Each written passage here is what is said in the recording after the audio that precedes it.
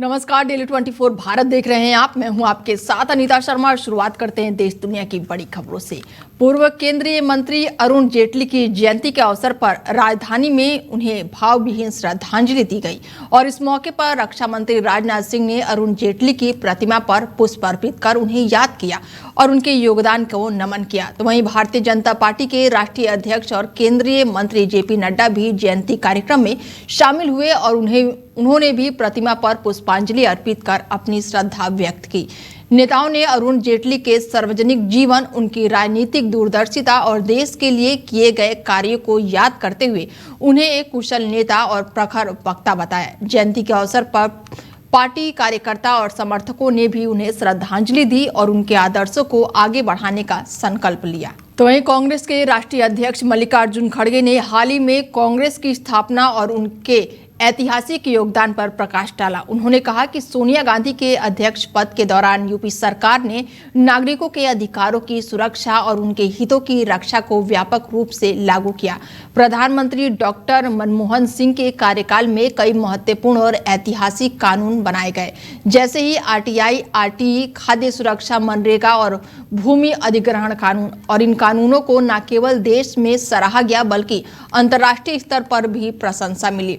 खड़गे ने यह भी बताया है कि कांग्रेस को हमेशा से यही सोच रही है कि समाज को प्रगति की दिशा में ले जाया जाए और सभी वर्गों को समान अवसर मिले। उन्होंने कहा कि कांग्रेस ने स्वतंत्रता संग्राम के समय भी महात्मा गांधी के नेतृत्व में समाज सुधार, छुआछूत और सामाजिक भेदभाव के खिलाफ संघर्ष किया। साथ ही समानता और सांप्रदायिकता के विरोध जैसे मुद्दों को भी प्राथमिकता दी और उनके अनुसार पार्टी के उद्देश्य हमेशा ही समाज के हर वर्ग की भलाई और न्याय सुनिश्चित करना रहता है और ये दृष्टिकोण आज भी कांग्रेस की नींव का हिस्सा है। तो वहीं मुजफ्फरनगर में भारतीय जनता पार्टी के कार्यालय में एक विशेष संगोष्ठी का आयोजन किया गया, जिसमें प्रदेश के ऊर्जा मंत्री सोमेंद्र तोमर शामिल हुए और इस दौरान उन्होंने वीर बाल दिवस को लेकर विचार रखे और बताया कि कम उम्र में शहादत देने वाले साहिबजादों की स्मृति में इस दिवस को घोषित किया गया है, जो देश के लिए गर्व और प्रेरणा का विषय है।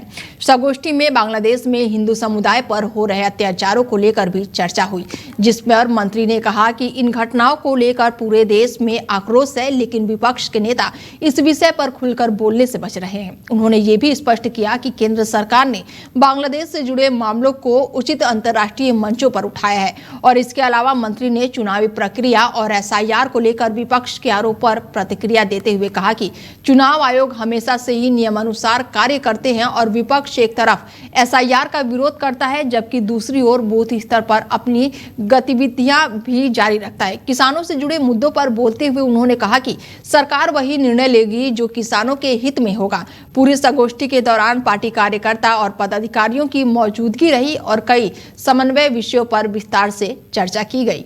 देश के यशस्वी प्रधानमंत्री माननीय मोदी जी, जिन्होंने वीर बाल दिवस को घोषित करके सही मायने में एक 9 वर्ष 6 वर्ष की उम्र में, वो छोटी उम्र में जिस तरह की शहादत दी, उनको नमन करने के लिए बाल दिवस को मनाने का संकल्प लिया और पूरे देश के अंदर मनाया जा रहा है। भारतीय जनता पार्टी के द्वारा लगातार कार्यक्रम किए जा रहे हैं। आज उसी के क्रम में हम लोग मुजफ्फरनगर आए हैं और वीर बाल दिवस का कार्यक्रम यहाँ पर मुजफ्फरनगर करें। देखिए, बड़ी दुखद घटना है और हमारी सरकार के द्वारा विरोध भी उचित प्लेटफॉर्म पर प्रकट किया गया है और पूरे देश के अंदर इस घटना को लेकर आक्रोश भी है। लेकिन दुख ये भी है कि विपक्ष का कोई नेता अभी तक इस पर किसी का कोई बयान नहीं आया। मैं देश के यशस्वी प्रधान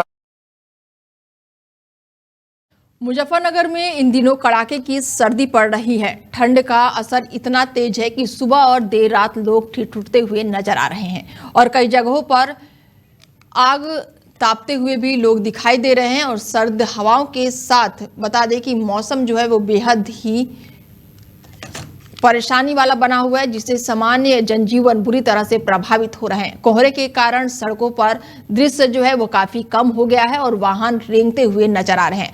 आशंका है कि चालक लाइट जलाकर भी धीमी गति से अपने स्थान की ओर बढ़ रहे हैं और घने कोहरे का असर रेल यातायात पर भी देखने को मिल रहा है, जहां पर कई ट्रेनें देरी से चल रही हैं।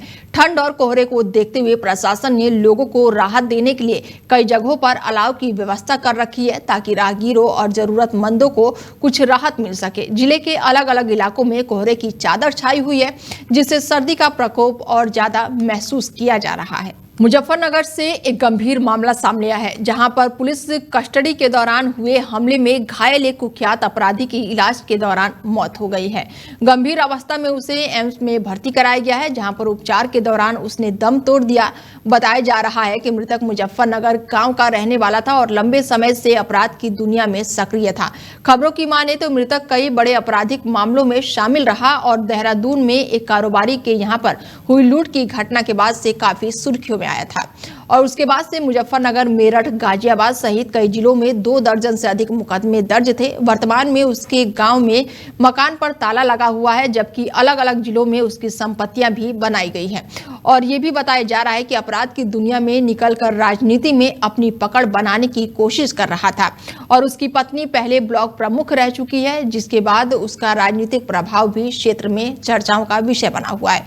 पुलिस कस्टडी में हुए हमले और उसके बाद हुई मौत को लेकर कई सवाल खड़े हो रहे हैं, जिनकी जांच पड़ताल फिलहाल प्रशासन द्वारा की जा रही है। तो वहीं दिल्ली एनसीआर में एक बार फिर से वायु प्रदूषण खतरनाक स्तर पर पहुंच गया है और राजधानी की हवा बेहद ही खराब स्थिति में बनी हुई है। कई इलाकों में वायु गुणवत्ता जो है वो 400 के पार दर्ज किया जा रहा है, जो गंभीर श्रेणी में आता है। आंकड़ों के अनुसार दिल्ली के 15 से अधिक मॉनिटरिंग स्टेशनों पर AQI जो है वो 400 से ऊपर पहुंच चुका है और हालातों को देखते हुए दिल्ली सरकार ने ग्रेड 3 के नियम लागू कर दिए हैं। साथ ही ग्रेड 4 को 2 सख्त नियमों को भी ग्रेड 3 में शामिल किया गया है और इसके तहत BS6 मानकों से कम ऊर्जा वाली गाड़ियों को राजधानी में एंट्री पर रोक लगा दी गई है और आज भी दिल्ली की हवा में कोई भी खास सुधार देखने को नहीं मिल रहा है। कई इलाकों में AQI जो है वो 440 के पार दर्ज किया गया है। आनंद विहार की अगर बात की जाए तो यहाँ पर AQI जो है वो 445 है। अशोक विहार की बात की जाए तो 427 है, बवाना में 423 है, जहांगीरपुरी में 432 और चांदनी चौक में AQI जो है वो 416 रिकॉर्ड किया गया है। प्रदूषण के इस गंभीर स्तर से लोगों को सांस लेने में दिक्कतें हो रही हैं, आंखों में जलन और स्वास्थ्य संबंधी समस्याओं का सामना करना पड़ रहा है, जबकि प्रशासन हालातों पर काबू पाने के लिए सख्त कदम उठाते हुए नजर आ रहा है। बड़ी जानकारी आपको दे दें कि दिल्ली NCR में आज भी वायु प्रदूषण जो है वो बेहद ही खराब श्रेणी में बना हुआ है। ऐसे में दिल्ली NCR में एक बार फिर से वायु प्रदूषण लगातार बढ़ता जा रहा है और इस खबर पर ज्यादा जानकारी के साथ हमारे संवाददाता अरबाज जुड़ चुके हैं और उनसे बातचीत करते हैं कि क्या कुछ अपडेट है इस समय, क्योंकि दिल्ली और NCR में वायु प्रदूषण बेहद ही खराब श्रेणी में अभी भी बना हुआ है। अरबाज, क्या कुछ अपडेट है?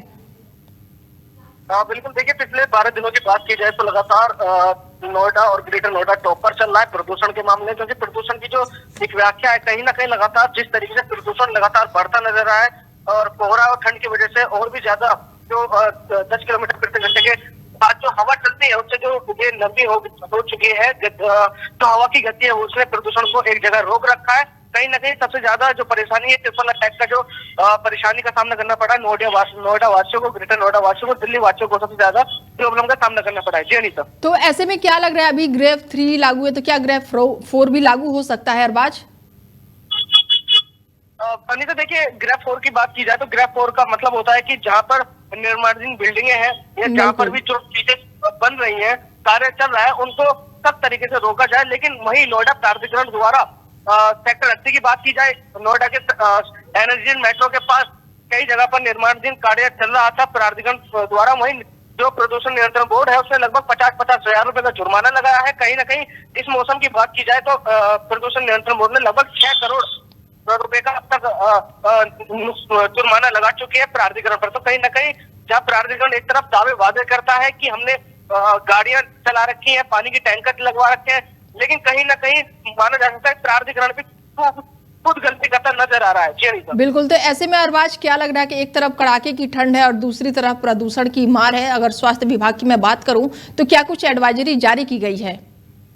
देखिए, स्वास्थ्य विभाग की बात की जाए तो जो नोएडा के जिला अस्पताल की बात की जाए, बच्चों के PGI की बात की जाए तो कहीं ना कहीं जो एक तरीके से जो मरीजों की संख्या है वो लगातार बढ़ती नजर आ रही है।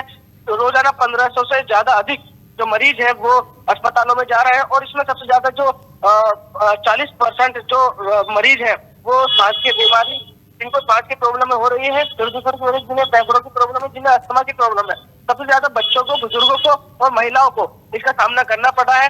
एडवाइजरी जारी की जा रही है कि आप घर से बाहर न निकले, घर से बाहर निकले तो मास्क लगा कर निकले।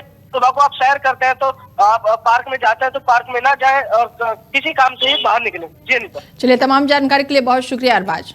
बता दें कि दिल्ली में प्रदूषण का स्तर जो है वो 400 के पार है। ऐसे में ये तस्वीरें हम आपको दिखा रहे हैं अक्षरधाम की, आनंद विहार की और एम्स की ये तस्वीरें हैं, और जहां पर लगातार प्रदूषण की मार और कोहरे की मार भी लोगों को झेलनी पड़ रही है। ऐसे में स्वास्थ्य विभाग की तरफ से एडवाइजरी जारी की गई है कि बिना मास्क के घर से ना निकले, बच्चों को और बुजुर्गों को बेवजह घर से बाहर ना निकलने की भी सलाह दी गई है। तस्वीरें साफ बयां कर रही है कि किस तरह से दिल्ली एनसीआर में कोहरे का प्रकोप और वायु प्रदूषण की मार लोगों को झेलनी पड़ रही है।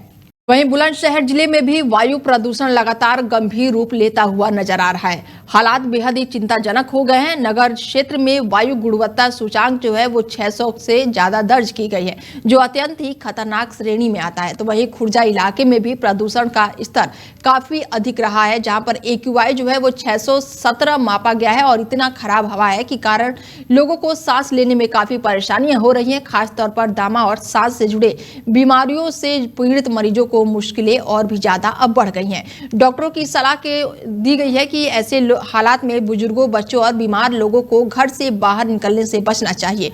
प्रदूषण के बढ़ते स्तर ने आम जनजीवन को बुरी तरह से प्रभावित कर दिया है और लोगों को सेहत पर इसका सीधा असर पड़ता हुआ दिख रहा है। कोहरे में तो दिक्कत आ रही है, जैसे कोहरा पड़ रहा है उस तरीके से 20 की स्पीड में गाड़ी चल रही है, कोहरे में तो प्रॉब्लम आती है। फॉग लाइट चल रही है, वैसे लगा करके चलना पड़ा है। जैसे कोई पट्टी वगैरह खींचनी किसी रोड पे, जैसे कच्चे रोड है उसमें थोड़ी दिक्कत आती है। जैसे खतरा ये है कि कहते हैं देखने में थोड़ा संभाल के चलानी पड़ रही है गाड़ी, देखभाल करके। वैसे कोहरे में तो दिक्कत आ रही है, जैसे कोहरा पड़ रहा है उस तरीके से 20 की स्पीड। और बड़ी जानकारी निकलकर सामने आ रही है गाजियाबाद से। गाजियाबाद में जाम में फंसे मुख्य सचिव। बड़ी जानकारी आपको बता दें कि ट्रैफिक इंस्पेक्टर मनवीर सिंह पर कार्रवाई और डीसीपी ट्रैफिक ने की मामले की बड़ी कार्रवाई। 22 दिसंबर को जाम में फंस गए थे मुख्य सचिव और सूचना मिलने के बावजूद देरी से मौके पर पहुंचे थे। मनवीर सिंह 15 मिनट की देरी से मौके पर पहुंचे थे और जिसके बाद से अब कार्रवाई किए जाने की बात सामने आ रही है। बड़ी जानकारी आपको दे दें कि सूचना मिलने के बाद से देरी से पहुंचे थे और ऐसे में जाम में फंसने का मामला सामने आया है। मनवीर सिंह जो थे वो 15 मिनट की देरी से मौके पर पहुंचे थे और TI-9 के चार्ज से हटाकर पुलिस लाइन भेज दिया गया है। कार्रवाई की गई। ऐसे में TI-9 की जिम्मेदारी संजीव चौहान को सौंपी। बड़ी जानकारी आपको दे दें कि गाजियाबाद में जाम में फंसे मुख्य सचिव।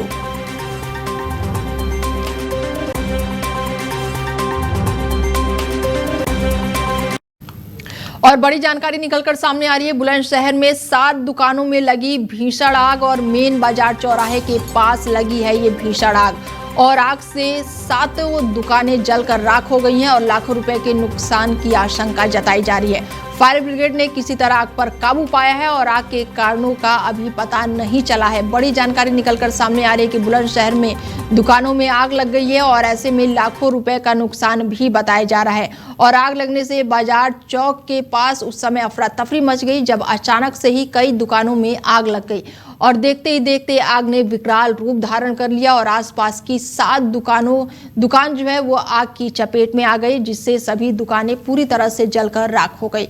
घटना की सूचना मिलते ही दमकल विभाग की टीम मौके पर पहुंची और कड़ी मशक्कत के बाद आग पर काबू पाया और इस हादसे में लाखों रुपए के नुकसान की आशंका जताई जा रही है।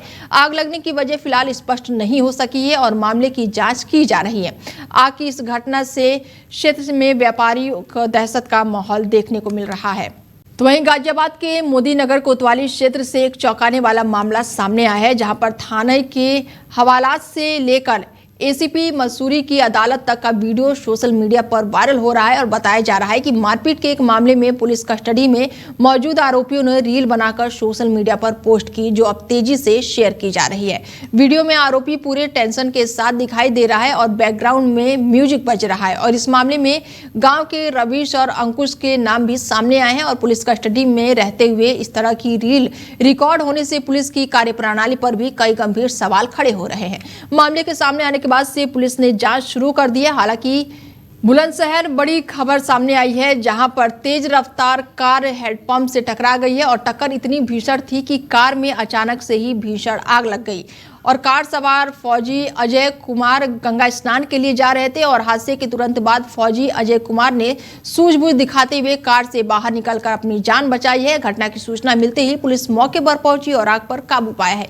गनीमत रही कि इस हादसे में कोई भी जनहानि नहीं हुई है, लेकिन कार पूरी तरह से जलकर राख हो गई है। फिलहाल पुलिस अब पूरे मामले की जांच पड़ताल में जुटी हुई है। और बड़ी जानकारी निकलकर सामने आ रही कि विमान यात्रियों के लिए एडवाइजरी जारी की गई है और कोहरे के चलते यात्रा एडवाइजरी जारी और उड़ान के समय का जायजा लेकर निकले।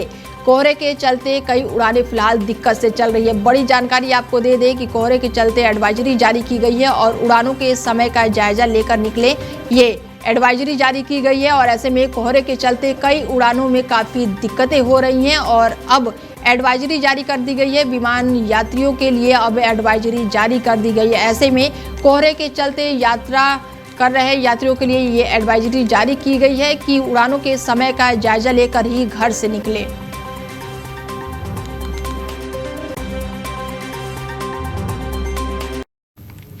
खबरों में आगे बढ़ते हैं और बड़ी जानकारी निकलकर सामने आ रही है हापुड़ से, जहां पर बेखौफ चोरों का आतंक लगातार बढ़ता ही जा रहा है। ताजा मामला बाबूगढ़ क्षेत्र से सामने आया है, जहां पर चोरों ने एक बंद घर को अपना निशाना बना लिया है और मौका देखकर चोर घर में दाखिल हुए और लाखों रुपए के कीमती सामान पर हाथ साफ करके मौके से फरार हो गए।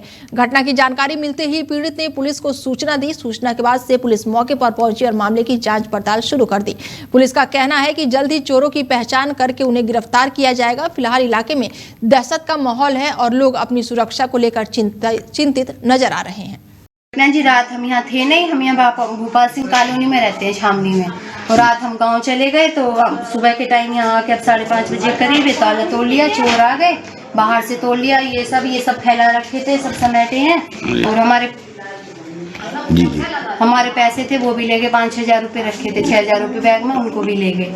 सब बिखेर रखा है, सब फैला दिया। नई चीज भी चोरी नहीं, पर पैसे थे, पैसे ले गए जी। 5-6 हजार रुपये थे, 5-6 हजार रुपये याद नहीं है ठीक से, उनको ले।